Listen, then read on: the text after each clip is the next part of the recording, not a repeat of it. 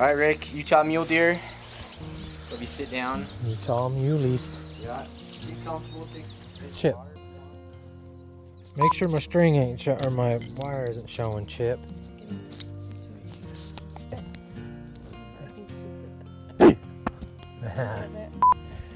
Hey, you know what's my favorite deer to hunt? Mule deer. Why? Because they're sneaky and you have to get out and crawl around and spot and stalk and hiking. I love to crawl around. Challenge. The star of the show's about to perform. I'm soon going to be a Vegas act. They're going to ask me to come to Vegas and show one of my special talents, and I don't even know which one yet. Just check your phone. Oh, it's probably them calling right now. Yeah, it's the Venetian. They want to know if I'm available this fall. No, I'm not. I'm going to have to decline because I've got a pretty good hunt schedule. Should I tell them you're available? No, I'm not. Highs and lows, Western hunting, Utah mule deer. Take one.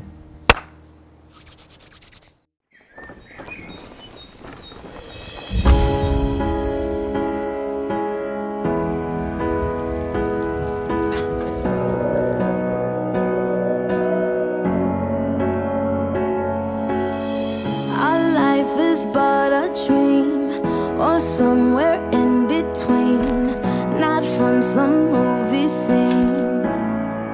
For all we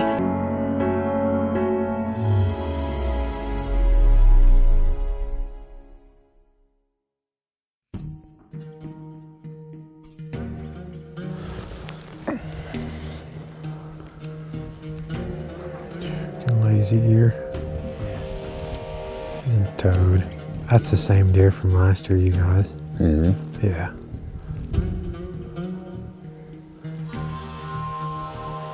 You can get some serious inside main beam credit on that thing. His backs are bad A. Does he have eye guards or no? That's what I was just looking at going, there's no wonder there's big deer in there because it's a pain. I mean, it's just, they got your number every time you try to get in there. They're gotta get lucky. Unless they stay high. Well, we ought to go back up and look at back into where we were down at Steelman's. No, it's pretty cool when you can finally lay eyes on those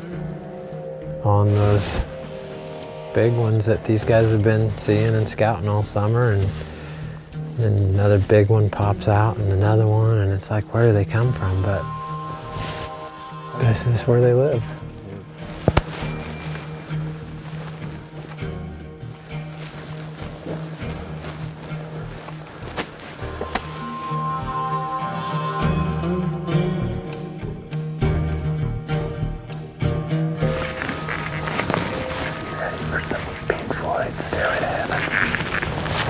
Challenge right here.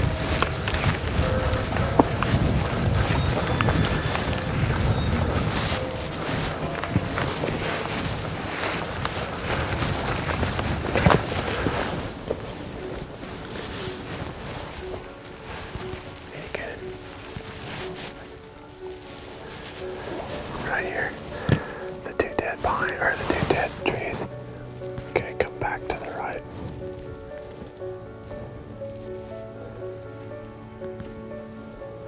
Yeah. Damn, what's that top deer? Solid deer. The one above him is probably a better deer. The one looking away from us. Yeah. So we just grass and some bucks bedded on the backside over here. They're gonna be tougher to get to. We got the big deer this morning that we glassed down here in the bottom that was working his way this way to go to bed. And then on the far point over there, we just had another big giant framed deer. He's got weak backs, but he's just a stud old buck, real heavy, wide. And I would love to shoot that deer too. So we're gonna move. Jeremy's got a spot up here about 300 yards. We're gonna boogie around into it, just kind of settle in and do some more glassing. They're still on their feet, so we'll see what happens.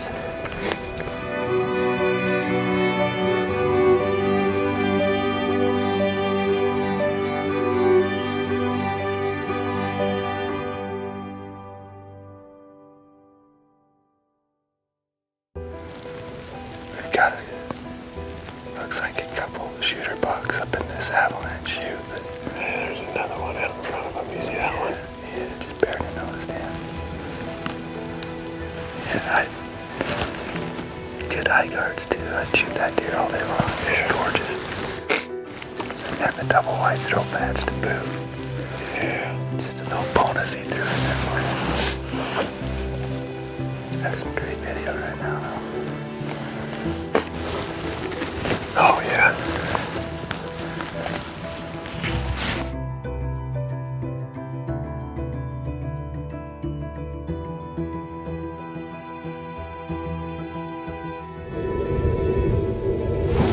You can see that bedded buck right through the trees right here.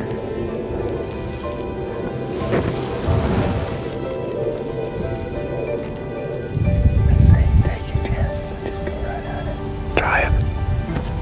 Oh no, he's still down there. Yeah, he's still down by the picnic table.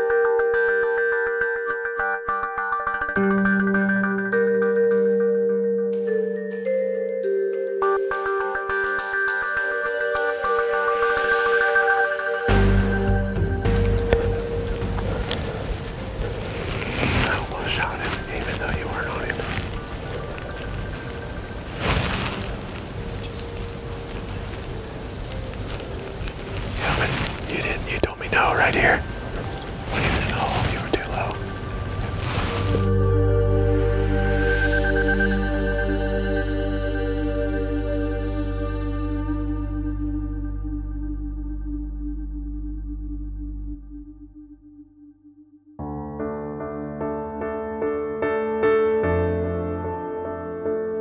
Well, this one kind of stung a little bit. We had glassed up a great deer, and the game plan was to work down into this patch of pines, and we got in there, Rhett and I did, without being caught. Actually, there was a bedded buck right when we got into the timber that really kind of locked us down. We couldn't move, and he had a little 1.5-year-old spike or forkhorn buck, something, I don't know, just a little guy that kept feeding in towards us, and he got really tight to within 10 yards. And about that time, here comes the shooter. And we've got this small buck that's so close we can't move. I had originally told Rhett I thought it was going to be kind of an all-day affair once these bucks had bedded, so I told him just to drop the camera down a little bit and get comfortable. never knowing that the bucks would really walk in on us that tight. The shooter came into less than 20 yards, and it just, you know, part of our plan is when we're making TV is to get it all on film. And I told Rhett, if for some reason it's not working, tell me and we'll hold off. And when he told me no, I held off and that full draw, and I thought the buck was going to actually work back into another little opening. They started to work down around in front of us, which would have gave me a 15-yard broadside shot. And it just so happens that typically these monster old bucks like this, he goes straight away from me. And all the other bucks worked below me. And, you know, it just didn't work. But I can tell you, I feel really good about the scenario. I mean, there's a lot of good deer in here, and I'm anxious to get back in here tomorrow, and we'll give them another run. Well, we got about an hour drive. We're going over to the Wyoming side, chase some elk. So, gotta give my hunting clothes here. Just a quick shot of ozone, and I'm on my way. First morning here in Wyoming. Chasing big bugling bulls with my buddy Daniel at the RK Hunting Company. We've already got him ripping it up here, so I'm pretty excited. Can't wait to get in there and see what happens. Grab it.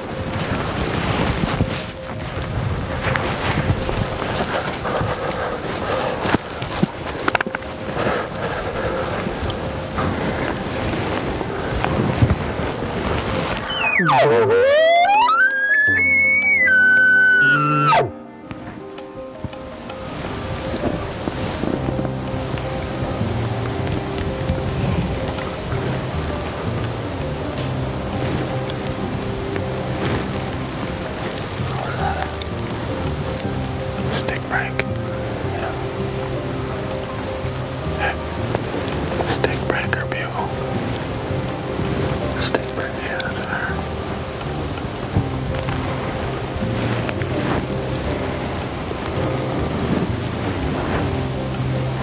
So we can either ease up on here and then work the ridge up. Cool. We've been hearing them all over here, right? Yeah, I've been hearing them. I think so, yeah. We haven't heard too many over here. So they'll cross a lot of time.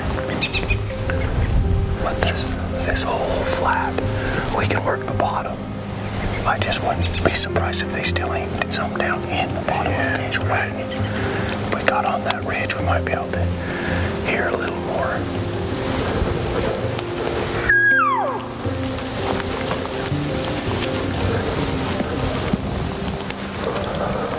Did you hear that one when you were calling? It didn't sound that far away. This one? Yeah. This is the one that sounds like a better bull. Yeah. I can play on this guy. Yeah. And the wind's better too. Let's go a couple hundred yards to see what we can.